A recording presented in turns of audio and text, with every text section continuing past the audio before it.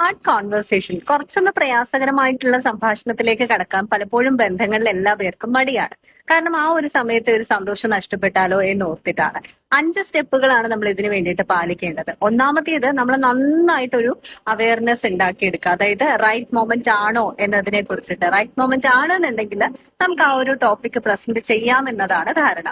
രണ്ടാമത്തേത്, നമ്മൾ നന്നായിട്ട് അപ്രീഷിയേറ്റ് ചെയ്യുക. എന്തെങ്കിലുമൊക്കെ നല്ല കാര്യങ്ങൾ നമ്മുടെ പാർട്ട്ണർ ചെയ്തു തരുന്നുണ്ടാവും അല്ലെ, അപ്പൊ അതിനെക്കുറിച്ച് പറയുക.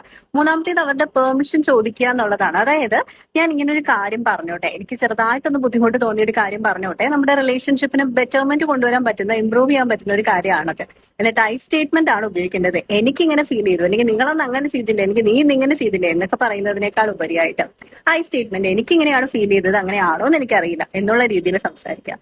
പിന്നെ അവരെ മനസ്സിലാക്കാനും അവരുടെ പെർസ്പെക്റ്റീവ് മനസ്സിലാക്കാനുമായിരിക്കണം നമ്മൾ ആ ഒരു ഹാർഡ് കോൺവെർസേഷനിലേക്ക് ഇൻവോൾവ് ആകേണ്ടത്. ഹാർഡ് കോൺവെർസേഷൻസ് ഒഴിവാക്കിയത് കൊണ്ട് ഇന്ന് വരെ ഒരു ബന്ധവും നന്നായിട്ടില്ല കേട്ടോ.